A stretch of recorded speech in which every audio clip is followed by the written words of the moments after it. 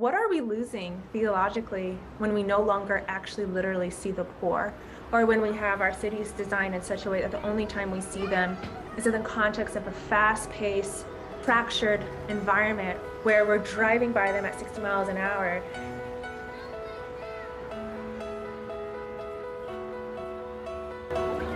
You are listening to Our Urban Voices with Dr. Alphonse Javed, a podcast that presents Christian narratives through diverse voices that impact urban ministry. Here is your host. Hello and welcome back to Our Urban Voices. I'm your host, Dr. Alphonse Javed. Today I'm joined by Tiffany Owens Reed, an expert on cities.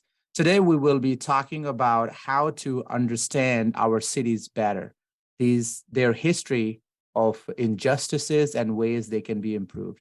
A graduate of the King's College and former journalist, Tiffany is a New Yorker at heart. Currently living in Texas, she creates content for Cities Decoded, an educational platform designed to help ordinary people understand cities. Thank you for joining us today, Tiffany. How are you? Thank you for having me. I'm doing well, thank you. We're having some nice, cool weather here in Texas, so that's always a treat. That's awesome. All right, so talking about weather, already you told me that you're human. That's awesome. And that's the point for my next request. I like asking my guests to talk about their family a little bit, very briefly, to just help the audience to connect with the guest. So before we get started, please tell us very briefly about your family, because families make us human. They humanize us as persons. So share with us a little bit about your family. Sure. So I am the second oldest in a family of 4 children. I grew up traveling pretty often for various adventures and reasons. So I've lived all over the country. My family mostly lives in North Carolina now. And as of this past November, I am married. My husband is a philosophy professor, so we have lots of interesting conversations and debates. And most exciting news is that we are expecting our first baby later this year. So Yay! life will get even more exciting. Congratulations. Well, we will finally have our own personal peanut gallery. Oh, man, that's awesome. Yeah. Congratulations. Thank you. To start us off, can you tell us more about what inspired you to start learning and writing about cities? Sure. So I think partly from my background with growing up, moving and traveling so much, I just spent so much time on the road and so much time kind of moving between different built environments, different ecosystems, if you would, like for instance, going from just like the 2-lane highway going through farmland and then slowly watching it grow into like, oh, it's getting a little bit more developed. Now we're in the downtown. I think I was always sensitive to noticing those patterns. I didn't really know why. So I think part of this is definitely just vocation. I think that, but the story becomes a little bit more clear in 2011 when I dropped out of college to take a journalism job. And for part of the terms of that job was that I had to move to Asheville, North Carolina. I really struggled with that move, moving from New York City to Asheville. I couldn't really articulate why, but there was just something about going from life in the Big Apple to now a different pace of life in a different built environment. So I would say that's probably the first event. The second event was definitely the move from Waco to Brooklyn 3 years ago. No, I'm sorry, the other way around, from Brooklyn to Waco 3 years ago. Both of these moves had similar components to them. I found myself really missing aspects of big city life, whether that was like meeting up with my poetry group on the Lower East Side or being able to walk everywhere or just street life, seeing people out and about. During the first move, I picked up Jane Jacobs' book, The Death and Life of Great American Cities. And that was really the first book that helped me articulate what it was about the city that I was missing and what I really resonated with and why I was struggling so much with this different built environment around me. I would also say, so moving from Brooklyn to Waco, something similar kind of happened where now I had a little bit more context and a little bit more understanding, but it was my first time in a really long time because I spent so much time traveling, going back to New York on and off. It had been a really long time since I lived in just like a normal American city. So I thought it was really valuable to stay and to process my observations and my frustrations. And just try to answer the question of like, what was it about the built environment, the design decisions that were either leading to a sense of place or that were making me feel like I had lost that sense of place. So yeah, but I would say Jane Jacobs definitely played a huge role in that. And I would say having the background of growing up, moving so much, I think one thing that I've realized lately is how much I wanted to have a home, like a city where I was from. People would ask me all the time, where are you from? And I could never really answer it. I actually hated that question because we just moved so often. And so I think a big part of why I do what I do is because I want to empower people to not have that experience, to be able to feel more connected to where they live, to have a sense of home where they are. And taking time to actually see your city and explore your city and be involved in your city is a really wonderful way of building that sense of connection and building that sense of home. So what makes cities so important?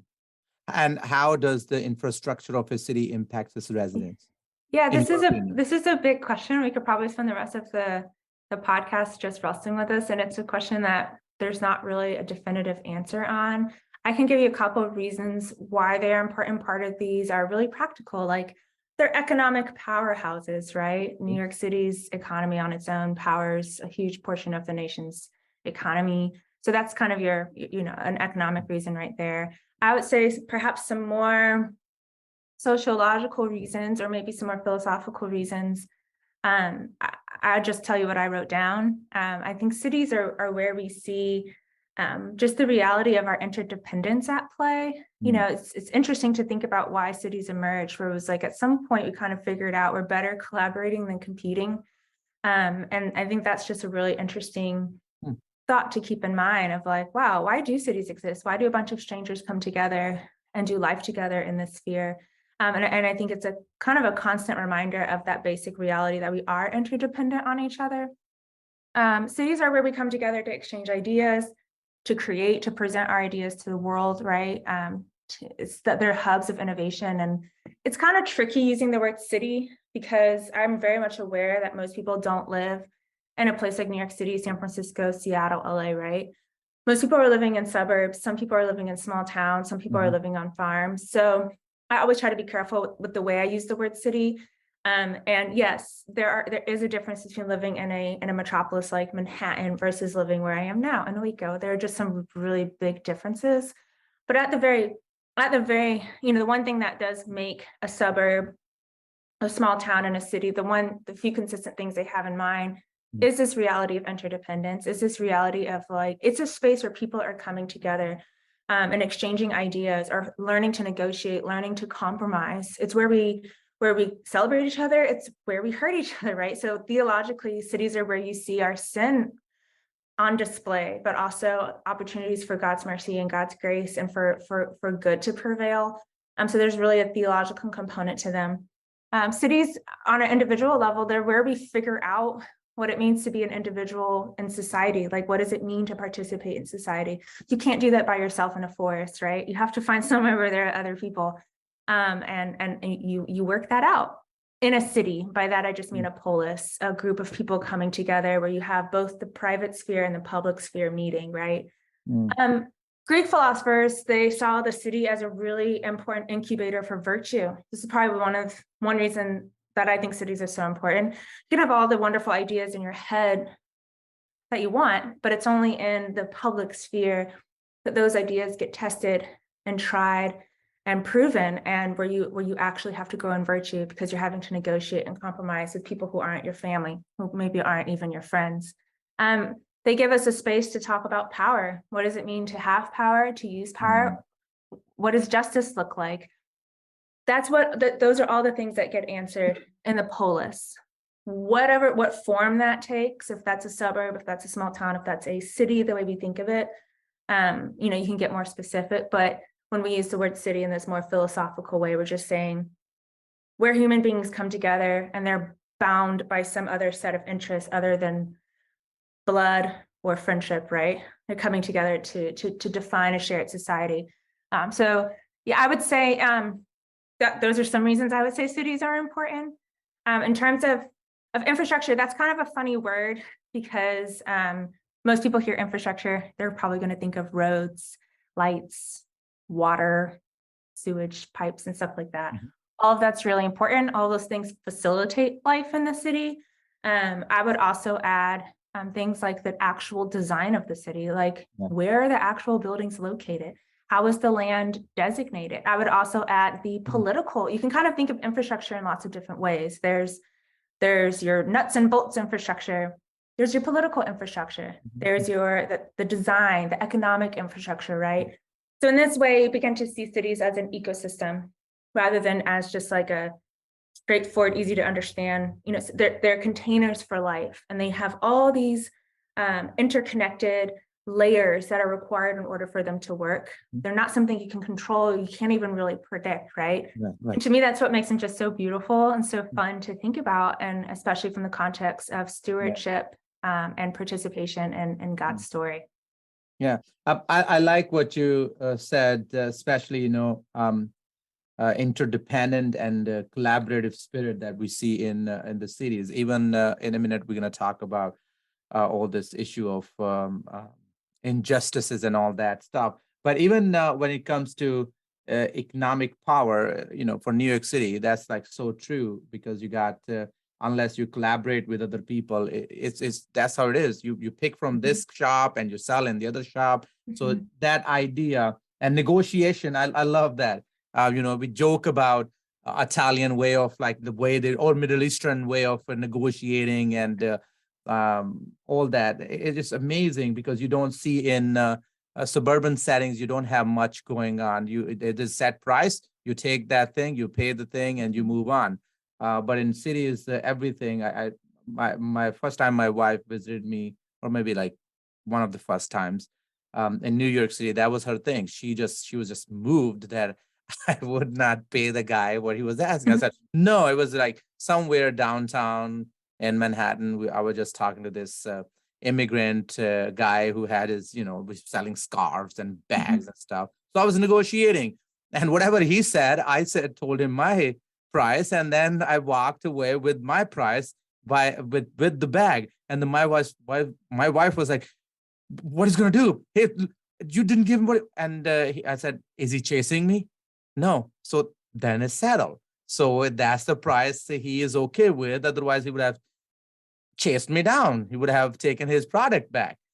It's not that I'm running away. So even like the communication part, it's not like you agreed on the price. You just negotiated until one won and the other one is okay because he's not fighting anymore. He's like, okay, he's going to take the thing. That's fine. It just amazes her. I would never do that anywhere else outside of New York City. Otherwise, you're going to get, they're going to call the cops or something. But it's so interesting. Let's continue this conversation. I love the idea of infrastructure being other than nuts and bolts and the pipes and all the other things in the city. So why would the layout or infrastructure of a city matters to an urban church? We talk about theology. And let's talk about that too. Right. Well, a couple of thoughts on this. Going back to this idea of infrastructure being more complex than just nuts and bolts infrastructure, right? If we think of it in this more imaginative way of thinking of, yes, we need the roads, we need the lights, we need the stop signs. That's a type of infrastructure. We can call that physical infrastructure, right? But then let's think about economic infrastructure. Let's think about political infrastructure. Let's think about social fabric, which is a kind of infrastructure. These are the systems that make life happen, right? So you need social fabric for life in a city to be meaningful. You need an economic system for life in a city to be productive, right? You need a political infrastructure in order for decisions to be made about the public sphere. So all of those things are really important. To really understanding the story of your city, help you understand the history of your city, where your city is now, and the potential for where your city can go in the future. Having that framework can also help you understand where are some injustices, what are things that we can be working on to help our cities achieve a biblical vision of human flourishing. But you can't advocate for change if you don't understand how change happens. And these are the systems that govern change. These are the systems that govern conversations, that govern negotiations, that govern imagination.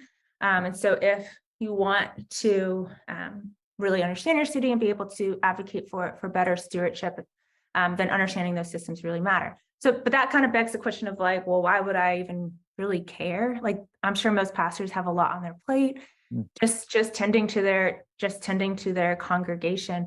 So I think your question of like, why would this matter to an urban church? And to that, I would say, well, the city is a stage. It's where life happens. It's where our values get lived out, right? They don't get lived out, contrary to what most people might think, on Twitter. They don't get lived out in abstract, detached, disembodied realms of reality. Like people walk on concrete, right? They drive on actual roads. You know, the city is where our values get lived out. The city is where our hearts get broken. The city is where we struggle with sin. The city is where we obey God and go bless someone that lives down the street, right? It is the space of being human. And so I think that's something we should take really seriously. The gospel is incarnational, right? Christ, like God coming down to a specific place in matter, right? A specific city, a specific house, specific family, living out his ministry in an embodied way in a specific region of the world with real food and real bread, right? And I think there's something to think about there. It's like, well, theology is great, but our theology should be incarnational. And for me, that means you should be thinking about the stage where your congregation is going to be living out their theology, and they're going to be living it out in the parking lot at the grocery store, in the school line, in line at Starbucks. This is where life will happen. So I think there's a place there is a need and an invitation, I think, to take that more seriously, to take both your theology seriously, but to take seriously this ecosystem where we will be living out that theology. Do you see the connection there? As I I'm just processing. There's so much you are sharing, and I'm trying to process that while connect with the reality of a church.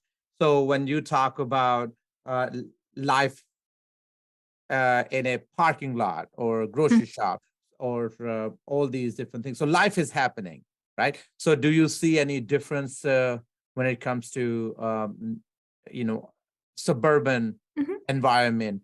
Do you think less life happens in suburban settings, or do you think it's because the space is so tight in cities and you can find so many people trapped in one little car, or so many people are in the same vicinity? Why do you see the difference? Yeah, I actually wrote down some notes about that difference. I'm glad you brought that up. And I do want to distinguish, again, kind of the clarification I made earlier about how I use the word city. Because of my work at Cities Decoded, I try not to alienate people who don't live in a big, bustling metropolis city. I try to be sure to speak to people who live in all kinds of built environments. But the way you're using it, like, I definitely do understand there is a difference between living in let's call it a suburban polis and an urban polis, right? And I have, just from my experience with living in New York City, honestly, living in New York City probably shaped my faith more because of the pressures of living there. If it was the social pressures, if it was the cultural pressure, if it was the financial pressure, right? Or just being constantly bombarded by people all the time, right? I think that was kind of a pressure cooker for me, having to figure out, I have all of this theological knowledge in my head, but how does that actually translate to this moment right now? And I'm feeling really impatient or stressed out or overwhelmed or slightly depressed because I keep seeing these ads for beautiful clothes that I can't ever afford, right? That's kind of the lived reality. And I really, I think part of the reason why I survived and came out of that season with even a stronger faith was because of really solid teaching that understood that context, right? Or really, really solid biblical pastoring that understood the specific context of the specific city that the congregation was living in. And so I think there's an invitation there for pastors to think about that. What is the particular context of your ministry, the built environment, the daily pressures? If it's, everything, and suburbs have their own challenges: isolation, loneliness, false pride, of illusions of wealth. There are plenty of struggles that we have living in this kind of built environment, and pastors should be sensitive to that and challenge and challenge their parishioners, challenge their congregation to continually think about, like, what does our theology, how does that shape the way we live our life in a specific place at a specific time? And different ecosystems will have different needs that need to be addressed, and different realities that need to be integrated into that. But I 100% understand what you're saying with just the unique pressures of living in a big city, or living in an inner city, right? Living in a city with a lot of poverty, or living in a city with a lot of wealth, right? Those are contexts that are going to affect the way the gospel or is alchemized and are integrated into our lives. And I think it's actually quite beautiful when churches are able to speak to that particular environment directly. Yeah, again, it's a tough topic. It's extremely tough because so my former church, I worked there for 11 years. It was literally on what's called Billionaire Row, right opposite side of Russian Tea Room and Carnegie Hall, Calvary Baptist Church. Amazing church, does amazing job, has a great outreach in the city, been around in the city when there was nothing, the church was there. Over 175 years has been there. And one of the things it always surprised me when people will, come poor, like extreme, but they're homeless, right? So they're homeless, they set up their system, that's their bathroom, that's their dining room, that's everything. And we will do this don't walk by outreach, which has been going on for some time now. And you will see the disparity, this economical disparity we're talking about, right? So you will see this amazing, expensive restaurant, expensive store or a apartment building, and then you see this person outside with nothing. So there you have right there within a very expensive city, very rich city, very influential city, also the opportunity to see depravity, which translates into the depravity of soul too. Why there is so much pain and suffering in the midst of so much that can offer. I mean, the same guy who is in that apartment building can probably feed the rest of the world.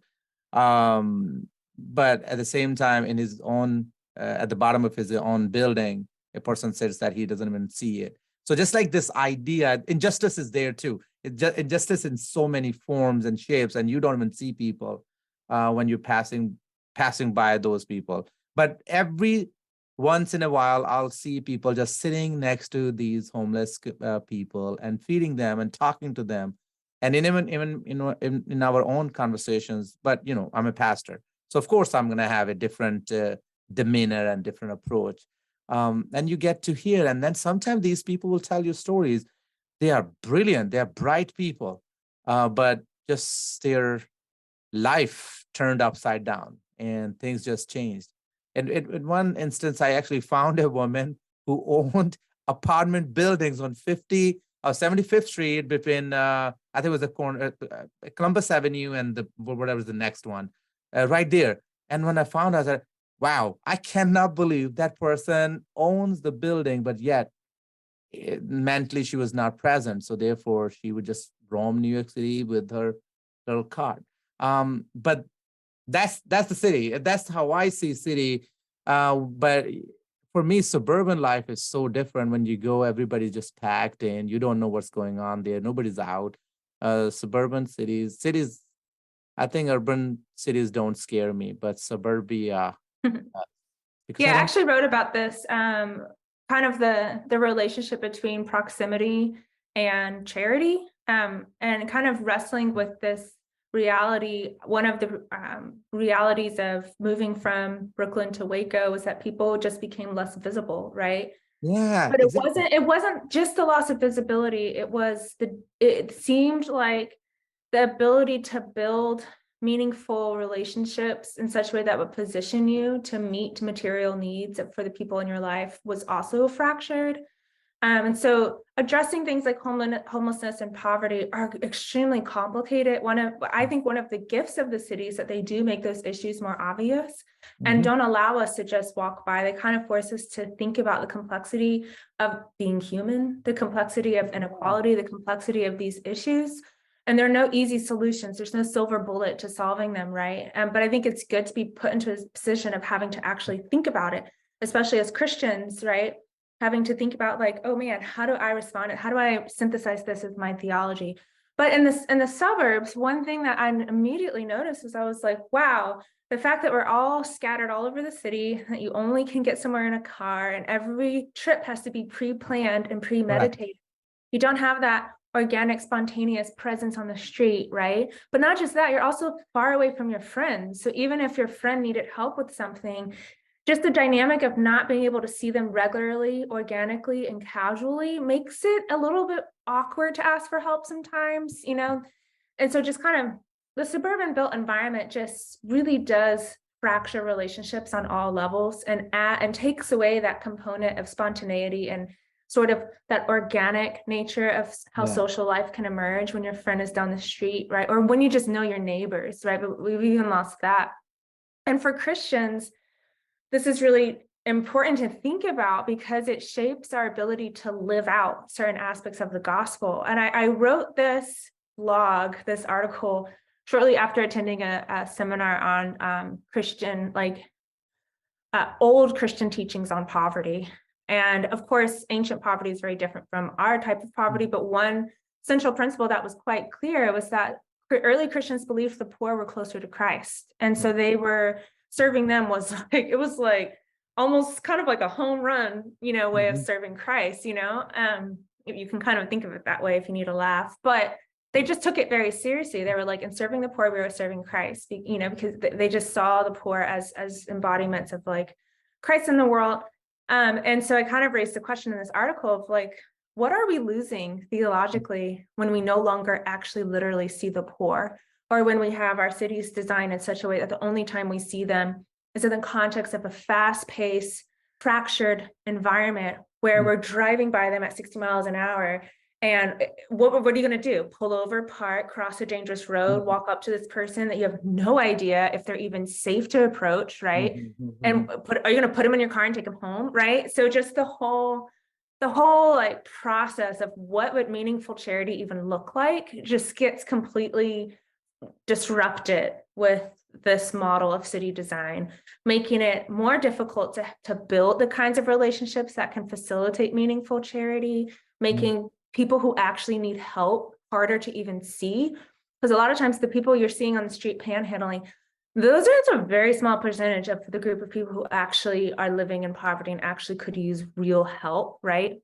Yeah. Working single moms, poor but working families, children who might need help with tutoring and school, right? There's a whole nother side of poverty that's not even visible on a street corner. So, but I think you're spot on with looking at the relationship between, the visibility of people and our ability to translate the Christian teaching of charity into meaningful action. Yeah, Tiffany, you're talking about meaningful charity and, just in the contrast of city and or larger city versus smaller cities versus suburbs. I was thinking, the city offer us, there is no excuse. There's so much going on right there. So you constantly run into homelessness. You constantly run into needs. You cannot live without cooperation. You cannot live without interdependence. Earlier you referred to that, negotiating and all that. But at the same time, do you think sometimes that also produces numbness because there's so much? So you just like, it is what it is. Nothing is changing. I was there. I did that ministry for with my church 11 years before that I was missionaries there doing the same job. So some close to 15 years I spent, and now still I'm in Metro New York. I moved in New Jersey, and I'm in Metuchen, New Jersey, and I'm senior pastor here, First Baptist Metuchen. And here is a little different. It's intentionality. When we do things, we have to go out because where I am, it's a transient community. Most people work over there. I don't see homeless people here. It's totally different. So we had this conversation that, oh, how about like focusing on one thing? And the people brought up, oh, we should have, such and such church does this homeless outreach. I said, that's not our context. Immediate context is different. These are people who work over there in Manhattan. That's why this community exists, because there is no industry here. There's nothing but that's what it is, commuters living here. And I was just thinking, kind of like you have the city, and almost these are the little things attached to the city that nobody even sees. And then you have suburbs that, they're different. And to me, as I'm hearing you, I'm seeing cities. So they are urban city, but at the same time, they're like a village. You can't just pass by and not notice things. Things are just everywhere. And people know, sort of know each other because you're living in the same building for so long. And your mom was there, grandparents, especially if you get a rent control apartment. How do you feel about that? What is your thought on this idea of God gives us, earlier you said that you don't want to segregate, or you don't want to dismiss those who are in their ministry context is not city. So for them, do you see the opportunity there to, I know I'm asking you questions still a little bit away from what we want to accomplish here, but I just interesting. How do you see that helping a pastor in suburb, where intentionality is needed, and maybe there's intentionality means that you don't need to be numb about like constant hit of need. So, the context of the immediate built environment around your church, right? The community context for your church really does matter. In America, because we have, let's talk about the suburb. The suburb is largely based on commuting, right? Like your church is going to pick a plot of land that's going to be affordable, right? That's going to hit all these criteria, and that's where they were built the church. And then everyone will drive in, they'll park, they'll go to church, and they'll all drive home, right? This is one of the biggest challenges, I think, to churches in suburbs. It's like you kind of have to scratch your head for a minute and ask yourself, what does meaningful ministry look like when we are scattered? When we're not anchored to a particular neighborhood, to a particular part of and that's how churches were historically, right? So we've totally like pivoted away from this parish model where your church existed for that immediate neighborhood, that immediate context, to this sort of more transactional model where we can just have a building anywhere that fits our budget, fits our vision, fits what we want. And then everyone will just drive to it. So the introduction of driving really changed the perception of church in significant ways. And so I think for those churches, there is an opportunity to reclaim the mindset of the parish model, right? And to think like, okay, historically, we have served this congregation that has been able to commute into church, but looking at ourselves incarnationally, I don't even know if that's a word, we're also embedded in a specific place. So how do we balance ministering to our commuter congregation, but also ministering to our actual, the community that's right around us? For some churches, that could be really hard. They might be situated in a strip mall, right? Or they might be in the middle of nowhere and there's not really anyone around them. But I think there is an opportunity there to try to think as local as possible. And to try to cast a vision for like, what would a ministry of proximity look like? And the good thing about this is it kind of simplifies things, because when you're thinking about your specific community, it kind of puts you in a position to respond to that community rather than feeling the pressure of having to solve every massive issue that's out there, right? It's like, oh, well, churches do something for homelessness. I guess we should do something for homelessness. So I'm like, well, if your primary community are a bunch of business owners, maybe your ministry is going to look different if you're a church in a strip mall surrounded by businesses. Like, maybe your ministry is going to look a little different for them. Maybe you start to create an incubator program. Maybe you provide space for when they need meetings, or you start to build relationships, right? So I think it really can help simplify by using your immediate community as a framework for discerning ministry shaped by proximity. That really can kind of help take some of the pressure off and really position your church to focus on the needs that are unique to that specific context. For the urban church, the numbing out problem is definitely very real, because in that case, you would say, well, their immediate context is loaded with problems to solve. Like, where are you even going to start with that church, right? And I think that's where the framework of discernment helps, just really praying on where God is asking your congregation to serve in this ocean of social problems, but also looking at the unique giftings of your church and where is your church equipped to help. If you have a bunch of accountants going to your church, maybe that can say, well, these are our strengths. Maybe you have a bunch of people who are really great at cooking. Maybe hospitality is an opportunity, right? Being more intentional about hospitality. Maybe you're smack in the middle of 2 to 3 college campuses. Okay, well, college students really struggle with loneliness and screen addiction these days. Why don't we do some screen-free dinners if we happen to have 5 private chefs in our congregation, right? So I think just looking for that alignment between the needs of our immediate context, discerning where God is leading, and then looking at the strengths of the congregation. That could be a good place to start. Excellent. You gave me a couple of ideas that I can implement right here. Great. I love the idea of screen-free dinner. That's excellent. So let's go back to our previous conversation about infrastructure and urban church. We'll continue. It's a fascinating conversation. Thanks, Tiffany, for being here. It's a really amazing topic. I want to come back to this topic. So let's stop here, and thank you to all our listeners. We truly could not do this without you. You've been listening to Our Urban Voices with Dr. Alphonse Javed, which presents Christian narratives through diverse voices that impact urban ministry.